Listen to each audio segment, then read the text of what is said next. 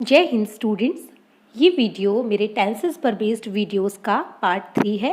अगर आपने इसके पहले के 2 पार्ट्स नहीं देखे हैं तो आप उन 2 पार्ट्स को देखें, क्योंकि उन 2 पार्ट्स को स्किप करना लैडर के फर्स्ट और सेकंड स्टेप को स्किप करने के जैसा है। पिछले वीडियोस में मैंने आपको THF का यूज़ करना सिखाया है, तो चलिए THF का यूज़ करते हुए कुछ और सेंटेंसेस को हम प्रैक्टिस करते हैं। आप देख रहे हैं मैंने पहला सेंटेंस लिखा है, वे गीत क्यों नहीं गा रहे थे। सबसे पहले मैंने यहाँ THF लिखा, उसके बाद मैंने देखा कि टेंस कौन सा है, क्योंकि ये था से ख़त्म था इसलिए ये पास्ट है, और क्योंकि इसमें रहा है इसलिए ये कॉन्टिन्यूस है, तो मतलब टेंस हो गया पास्ट कॉन्टिन्यूस। अब मैं H यानी हेल्पिंग वर्ब पर आई हूँ। मैं जानती हूँ कि पास्ट कॉन्टिन्यूस की हेल्पिंग वर्ब वॉज या वर होती है। इसके बाद मैंने F देखा, मतलब फॉर्मूला। मैंने देखा कि सेंटेंस में बीच में क्यों यानी कि क्वेश्चन वर्ड आया है, तो सेंटेंस जो है वो इंटरोगेटिव 2 है, और मैंने इंटरोगेटिव 2 का फॉर्मूला यानी question word plus helping verb plus subject plus main verb plus object लिख दिया।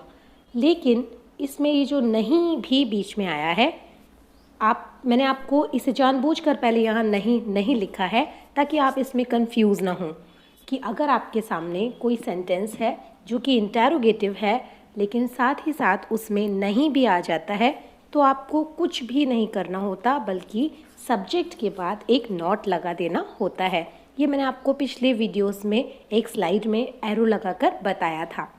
तो आप देखें, सबसे पहले फॉर्मूला कहता है कि हमें क्वेश्चन वर्ड लगाना है, हमने क्वेश्चन वर्ड वाई लगा दिया। उसके बाद फॉर्मूला के अकॉर्डिंग हमें हेल्पिंग वर्ब लगानी है, तो हमने देखा हमने हेल्पिंग वर्ब वॉज या वर में से एक लगानी है।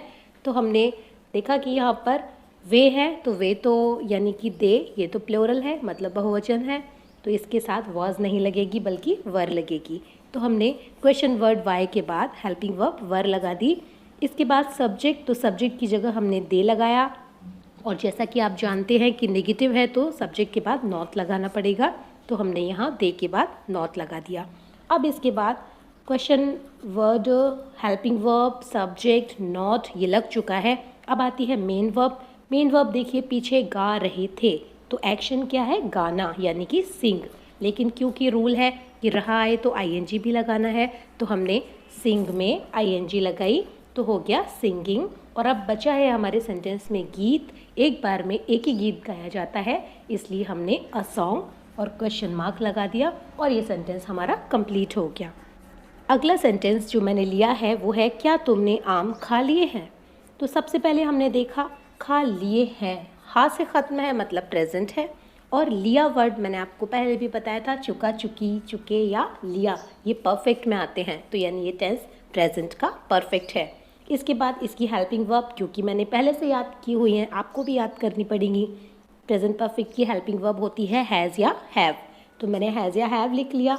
अब मैंने देखा ये सेंटेंस है कौन सा, ये सेंटेंस तो क्या से शुरू हुआ है, तो क्या से शुरू यानी इंटरोगेटिव 1, तो मैंने इंटरोगेटिव 1 का फॉर्मूला लिखा, helping verb plus subject plus main verb plus object और देन एक क्वेश्चन मार्क। अब प्रेजेंट परफेक्ट की हेल्पिंग वर्ब हैज़ या हैव में से मुझे एक चूज़ करनी है, तो तुमने यानी कि यू प्लूरल माना जाता है, और यू के साथ हैज़ कभी नहीं आती बल्कि हैव आती है। तो सबसे पहले मैंने हेल्पिंग वर्ब हैव लिख ली। इसके बाद सब्जेक्ट यानी कि यू भी लिख लिया।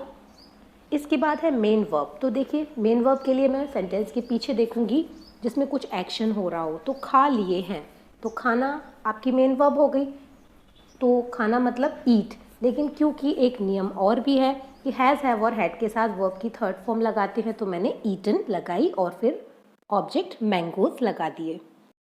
मैंगोज के पहले मैंने दा क्यों लगाया, ये मैं आपको जब आर्टिकल्स पढ़ाऊंगी तब क्लियर करूंगी। अब एक और सेंटेंस लेते हैं जो कि मैंने पेपर पर लिखा था, तुम्हारी बहन ने कल क्या नहीं खाया।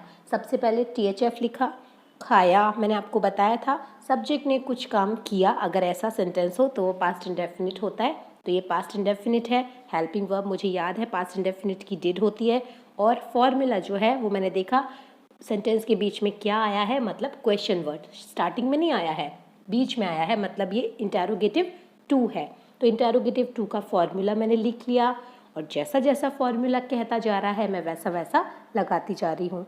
क्वेश्चन वर्ड व्हाट लगा दिया, हेल्पिंग वर्ब पास्ट इंडेफिनिट की डिड होती है, डिड लगा दी, सब्जेक्ट है तुम्हारी बहन, क्योंकि खाने की क्रिया तो बहन ने ही की है, तो सब्जेक्ट की जगह योर सिस्टर लगा दिया।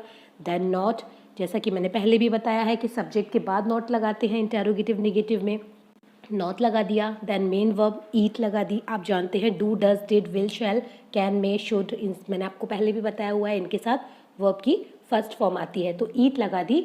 और फिर लास्ट में बचा कल, तो हमने इसके लिए लगा दिया यस्टरडे। आप ये बिल्कुल ना समझें कि यस्टरडे ऑब्जेक्ट है।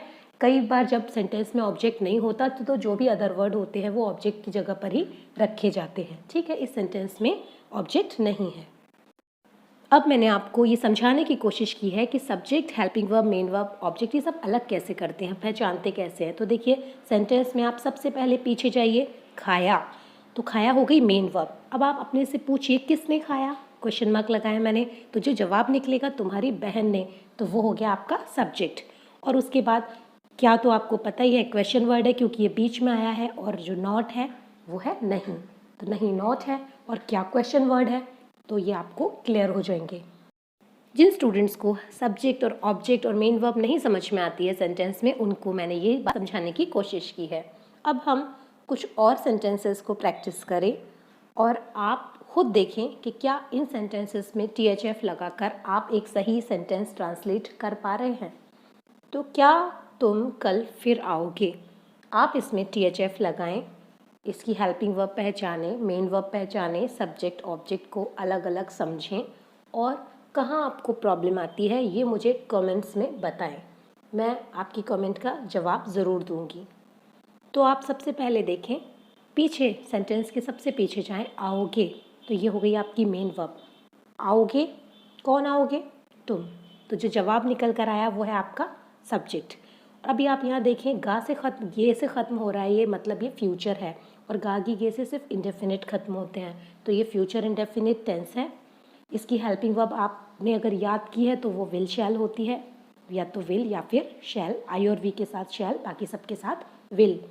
इसके बाद आप सेंटेंस का टाइप देखें तो क्या से शुरू हो रहा है, मतलब ये इंटेरोगेटिव 1 है, तो आप इसमें कौन सा फॉर्मूला लगाएंगे, helping verb plus subject plus main verb plus object, और अगर कोई अदर वर्ड्स हैं तो ऑब्जेक्ट के बाद, या ऑब्जेक्ट नहीं है तो ऑब्जेक्ट की जगह पर।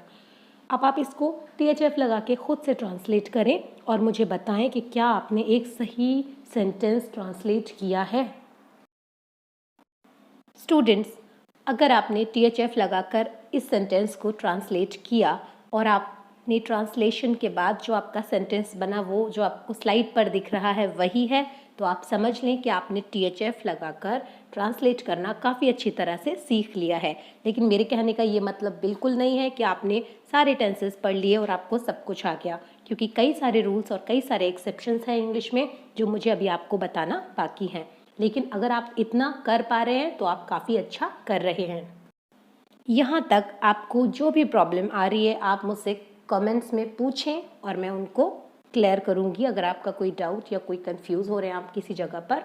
इसके आगे हम आगे बढ़ेंगे, इतनी ड्रिल काफ़ी है, और इसके बाद अगले वीडियो में मैं आपको कुछ नए रूल्स और कुछ नए एक्सेप्शंस बताऊँगी जो आपको और ज़्यादा हेल्प करेंगे।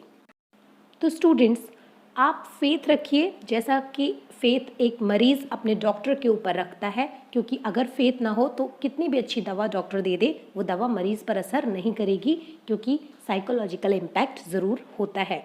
तो मैंने आपको सिर्फ 2 चीज़ें याद करने के लिए कही हैं, जो कि हैं हेल्पिंग वर्ब्स और 4 फार्मूलाज। तो आप बस टेंस को पहचानना एक बार अच्छे से समझ लीजिए कि किस तरह टेंस पहचानते हैं, किस टेंस की क्या हेल्पिंग वर्ब होती है, और वो 4 फार्मूलाज जो आपस में ही एक दूसरे में चेंजेस करके बन जाते हैं। तो it's not a very big deal. तो आप इतना कर लीजिए, आई गारंटी कि आप टेंसेस सीख जाएंगे। अगले वीडियो में मैं आपको कुछ नए रूल्स, कुछ नए एक्सेप्शंस बताऊंगी। आज के वीडियो में मैंने आपको ड्रिल करवाना ज़्यादा इम्पॉर्टेंट समझा है। तो हम अगले वीडियो में, यानी कि टेंसेस पर बेस्ड मेरे वीडियोस के पार्ट 4 में कुछ नए रूल्स सीखेंगे जो आपको और ज़्यादा कैपेबल बनाएंगे। गुड लक, जय हिंद।